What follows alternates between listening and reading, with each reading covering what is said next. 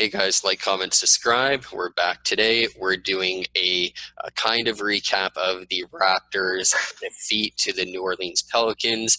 The Raptors still with only one win on the season, obviously struggling. They did come back a bit in this game, still ended up with the defeat. And being that they are a team that's obviously looking to win every year, it really brings up the question for us already. Is it time for the Toronto Raptors, after another loss, to consider making a trade? It's tough because even in tonight's game, they were winning coming out of the first half.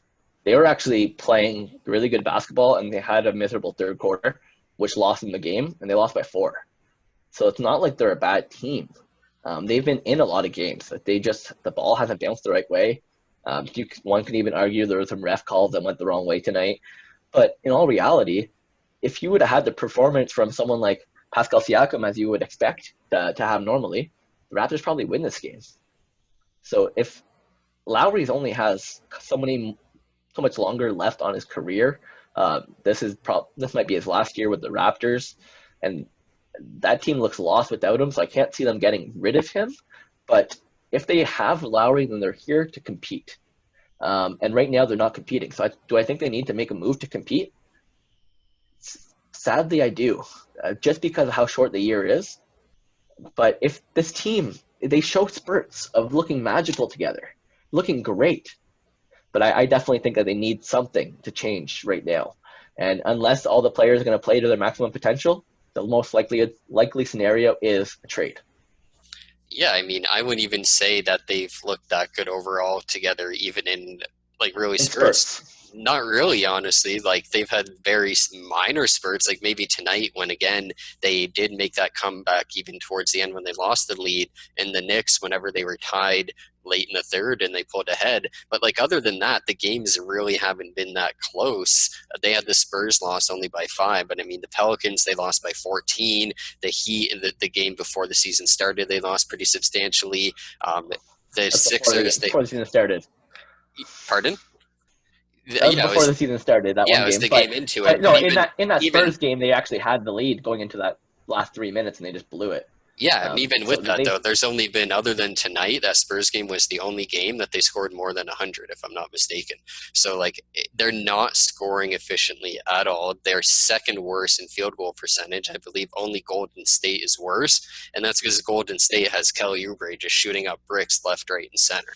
Like, this is not a team that looks the way that they're supposed to. There's no reason that they shouldn't be 500 right now. They've lost twice to the Pelicans, who might not even be a playoff team in the West. And last year they had the best record against the West in terms of win ratio in the entire NBA. So clearly they're struggling with something, and there's something that came over from the playoffs last year that is still continuing into this season. So it's hard because I like the spurts that what do they maybe do? yeah, because the spurts that maybe you do see, like I said, tonight when they did make that comeback and you actually have those guys who are putting up solid numbers and you see what they could do, then yes, why would you make a trade? Because even in a game when Siakam isn't playing well, Powell isn't playing well, they found a way for OG, for Fred, for Kyle to step up and to play well and to almost get the W. But almost in reality isn't enough. So as much as I would hate to say it, if they want to win, yeah, they probably need to make a trade, or I could honestly even see this team missing the playoffs this year. I don't know if they'd miss the playoffs. I just can't see that happening. I can just because I know it, they're going to go on a little streak eventually. But with that being said, unless they're a top 4 seed, then they're not actually competing for a championship this year. And with that, they're probably going to lose a player like Kyle Lowry. They're not going to be able to attract a big free agent next year like they're trying to do. So I don't see this team giving up right now. I see them playing good basketball till the end and turning it around. There's 2 or 3 more different shots made or different calls. Even tonight, there was a couple very skeptical ref calls and we're talking about a team that could be 3-2, and we're not having this conversation. But right now, it's 1-4, so we have to have it. That being said, though, there's only one player on the trade market right now that they could actually make a trade for, and it's going to cost them a good chunk of their team. Of course, that player we're talking about is likely James Harden. The Raptors they came out a couple days ago as the potential favorites for Harden. Um, so it's tough though because it would cost them quite a bit, but that could be the shot in the arm that has them competing not just this year but also next year and potentially keeping Harden long term. We don't know. I know it didn't work out long term for Kawhi, but at least you have 2 years of Harden instead of just 1 year of Kawhi. And if they win one championship with them, it's worth it. Yeah, I mean, if they win, of course, it'd be worth it. The hard thing is definitely the fact that, again, they trade for a major guy. Like, how often does it happen that you trade for not only one blockbuster guy, but two of them? That'd be awesome in terms of Masai being able to look like he's able to get shit done. But in terms of, yeah, losing two superstar players in the span of 4 years, like it's very tough on a franchise in its But own if you right. still win two championships, it still They, counts. It they doesn't wouldn't matter in the end. they wouldn't win two championships. I would put Like if they already won one everything with I had. Kawhi and if they win Oh, another one with Harden. yeah, I thought you meant back to back with Harden, No, no, but no, no, no. no, no. But I'm just saying if you have a chance at it, that's like Harden is that true difference maker. And as much as we think Kawhi is that all star and Kawhi is probably the best defensive player in the league, well, Harden's the best offensive player in the league, and it's not even close. I think his value is even higher than Kawhi's was, considering Kawhi was coming off an injury. Kawhi was already demanded to not play for the Spurs. I think we got Kawhi at a bargain. I think it's actually going to cost us more to get James Harden. I mean, maybe the issue for me with even getting Harden is, let's say they do make it to an NBA final, that team stacks up so poorly against the Lakers, even with James Harden.